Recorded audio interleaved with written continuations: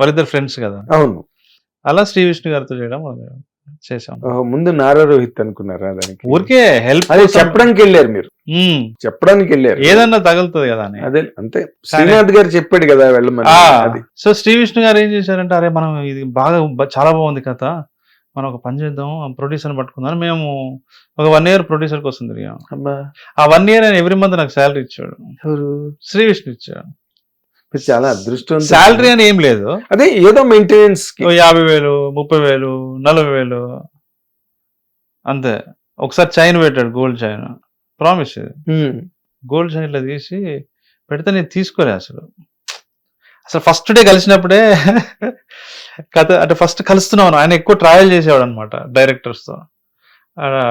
ఒక కెఫే ఉండేది road number 10లో, జూబ్లీహిల్స్ రోడ్ నెంబర్ 10లో. ఇట్లా కాఫీ తాగడం, పొద్దున రోజు 10 గంటలకు రావటం, ఈవినింగ్ వెళ్ళటం అండి, అదే మా పని. అంతే కదా. టెస్టార్ వస్తాను ఏదో ఉండే అక్కడ. కలిసినప్పుడు ఫస్ట్ 1-2 రోజులు అన్ని అంటే సాహిత్యం గురించి, సినిమాల గురించి ఎక్కువ మాట్లాడుకునే వాళ్ళం. ఆయనకు కూడా ఇష్టం, నేను వినటం ఇష్టం ఆయనకు కూడా. అయితే ఓ రోజు అడిగాడు, కాదండి మీరు ఎప్పుడు ఏదో కోల్పోయిన వాళ్ళలాగా ఉంటారు, నేను డే 1 నుంచి అడుగుదాం అనుకుంటున్నా, ఎందుకు మీరు అంత సీరియస్గా ఉంటారు అని అడిగాడు నన్ను. అంటే అట్లా ఏం లేదు సార్, ఇట్లా నాకు లోపల మంచిగా అనిపిస్తే మంచిగా ఉంటుంది సార్, లోపల బాగాలేనప్పుడు నేను అసలు ఫేస్ మీద నేను అసలు నవ్వలేనని చెప్పిన అనమాట. అంటే ఆయన గబుక్కున ఓపెన్ అవ్వడు కదా, కొంచెం ఆయన ఇంట్రోవర్ట్. సరే అట్లా 2వ రోజు 3వ రోజు అలా అలా చెప్పండి మీరు ఏదో ప్రాబ్లం ఉన్నారు, ఫైనాన్షియల్గా ఓకేనా అన్నాడు. అంటే నాట్ ఓకే సార్ అన్న. ఓకే ఓకే అంటే ఏమన్నా లోన్స్ ఉన్నాయా, ఏమన్నా అప్పులు ఉన్నాయా అండి అన్నాడు. అంటే చిన్న చిన్నవి కొన్ని ఉన్నాయి సార్, ఇప్పుడు కాన్సన్ట్రేషన్ మనం దీని మీద చేస్తున్నాం కదా, వేరే పని చేయట్లే కదా, అది కొంచెం ఉంది సార్ అని నేను అన్నా. సరే అండి ఎంత ఉందండి అని అడిగాను. నేను ఒక నంబర్ చెప్పాను. నెక్స్ట్ డే మార్నింగ్ మొత్తం అప్పులన్నీ తీర్చేశాడు. చిన్న చిన్న అప్పులే, 3.5 lakh 4 lakh అప్పుడు 2017లో. అంతే సార్, అది కూడా ఎందుకు సార్, ఆయనకి ఏం అవసరం, అసలు ఇవన్నీ అడగడం ఏం అవసరం. సరే అని ఎంత ఉందన్నాడు. 3.5 lakh ఏదో ఉంది సార్ అన్న. మీరు టెన్షన్ పడకండి, మనం ఈ సినిమా మీద కాన్సన్ట్రేట్ చేయండి, ప్రొడ్యూసర్ నేను పట్టుకొస్తా అని చెప్పి, అంటే నెక్స్ట్ డే మార్నింగ్ తీసుకొని క్లియర్ చేసేసారు. చేసిన తర్వాత చాలా మంది దగ్గర తిరిగాము ప్రొడ్యూసర్ దగ్గర. ఒక ప్రొడ్యూసరు చేస్తున్నామని 2-3 నెలలు ఎంటర్టైన్ చేశాడు. ఎంటర్టైన్ చేసిన తర్వాత తీరే టైంకి రేపు ఎల్లుండి ఆఫీసు అది ఇది అంటున్నాడు, కానీ అవ్వట్లే. ఓ రోజు ఫోన్ చేసి మీరు చేస్తారా చేయరా ఏదో ఒకటి చెప్పండి అని రోహిత్ సార్ అడిగేశాడు ఆయనని. మీరు చేస్తా అంటే వేణు వెయిట్ చేస్తాడు, విష్ణు వెయిట్ చేస్తాడు, మీరు చేయను అంటే వాళ్ళ జాగా వాళ్ళు ఏదో చూసుకుంటా ఉన్నారు. అంటే సరే నేను ఇప్పుడు వేణుకు ఫోన్ చేస్తాను, నాకు ఫోన్ చేశాడు. అప్పటి వరకు నా స్క్రిప్ట్ బాగుంది, మా అబ్బాయికి పంపించిన అనేవాడు, అతను కూడా బాగుంది అన్నారు అని చెప్పేవారు. ఆ రోజు నేను అంటే ఇగో ఫైనల్గా నాకు రోహిత్ సార్ ఫోన్ చేశారు, ఫైనల్గా నేను ఈరోజు డిసిషన్ తీసుకుంటున్నాను, కానీ నువ్వు ఒక మనిషికి కథ చెప్పాలి అన్నాడు అన్నట్టు. అమ్మ మళ్ళీ మొదటికి వచ్చిందని అనుకున్నా నేను. అప్పటికే 3 నెలలు అయిపోయింది. అది వాళ్ళు ఇంకెవరిని ఇన్వెస్టర్లను పట్టుకోవడం. ఇన్వెస్టర్లు ఏం కాదు, ఒక రైటర్ని, ఒక పాపులర్ రైటర్ని, అతను ఒప్పుకోవాలి. అతను ఓకే అంటే అని అతను ఎవరు, ఆ టెన్షన్ మాకు.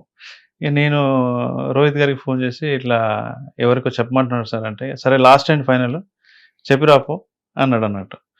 ఆ రోజు ఆదివారము, చాలా ఎండ ఉంది, ఇక వెతుక్కుంటూ మణికొండకి వెళ్ళంగానే అతను ఎవరైనా అర్థమైంది నాకు, అమ్మ ఇది అయిపోయిందిరా, బిస్కెట్ అయింది మనకి.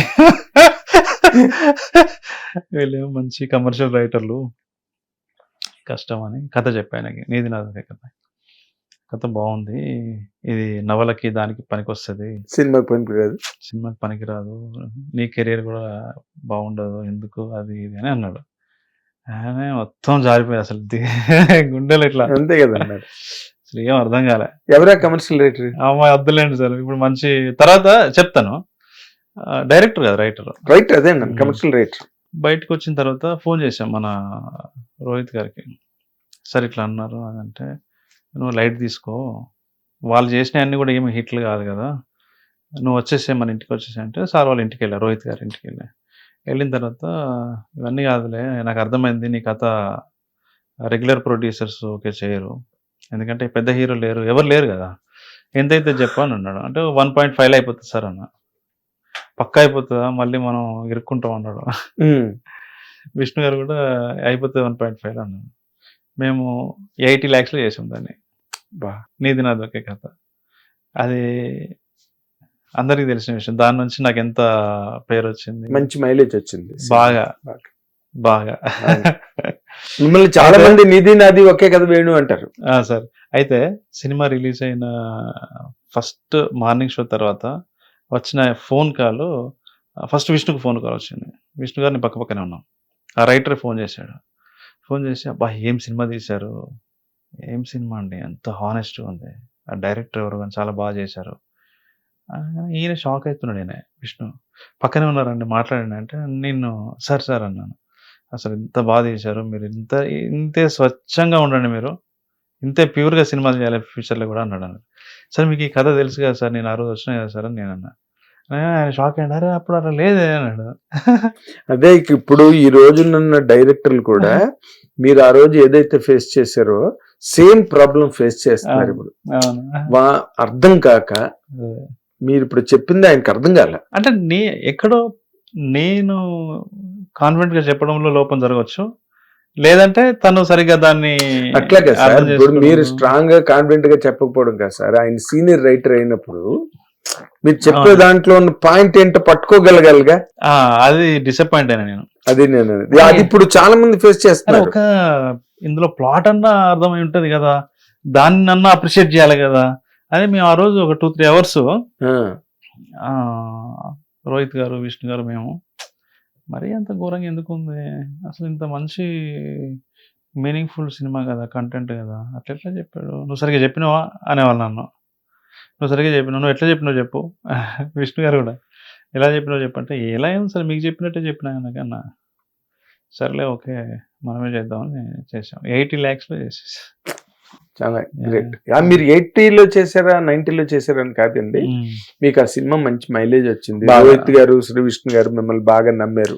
అవును ఏమండి, నమ్మని వాళ్ళు కూడా ఆయన కథలు ఉన్నారు ఈ ప్రాజెక్ట్, లేకపోతే వాళ్ళు ముందుకు రారు కదా సార్. అవును, ఇప్పుడు వాళ్ళు నమ్మకపోవడం అన్న దగ్గర వీళ్ళకి ఇగో హర్ట్ అయింది. అవును, బాగలేదని కథ చెప్పడానికి. నేను మళ్ళీ చెప్తున్నా, ఈ రోజున నాకు తెలిసిన డైరెక్టర్లు అవుదాం అనుకున్న కుర్రాళ్ళు ఎంతమందో ఈ ప్రాబ్లం ఫేస్ చేస్తున్నారు.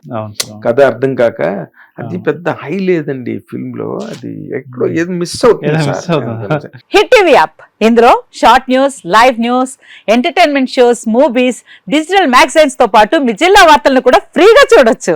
ఇంకెందుకు ఆలస్యం, వెంటనే హిట్ టీవీ యాప్ ని డౌన్లోడ్ చేసుకుని ఫ్రీగా ఎంటర్టైన్మెంట్ పొందండి. Hit TV app, hit TV app please download hit TV app. Hit TV app ని ఫ్రీగా డౌన్లోడ్ చేసుకుని ఎంజాయ్ చేయండి. మీకు నచ్చిన ఎంటర్టైన్మెంట్ కోసం హిట్ టీవీ యాప్ ని ఫ్రీగా డౌన్లోడ్ చేసుకుని ఎంజాయ్ చేయండి. హిట్ టీవీ యాప్ ని డౌన్లోడ్ చేసుకుని ఆస్వాదించండి, ఆశీర్వదించండి. ఇంతమంది సెలబ్రిటీలు హిట్ టీవీ యాప్ ని డౌన్లోడ్ చేసుకోండి అని చెప్తున్నారంటే ఎంత మంచి యాప్ ఆలోచించండి.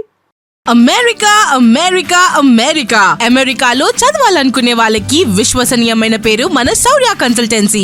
UK లో 1 year masters, UK లో 1 year masters, 2 years work permit up to 5 years visa. Contact Saurya Consultancy. Contact 89851 89851.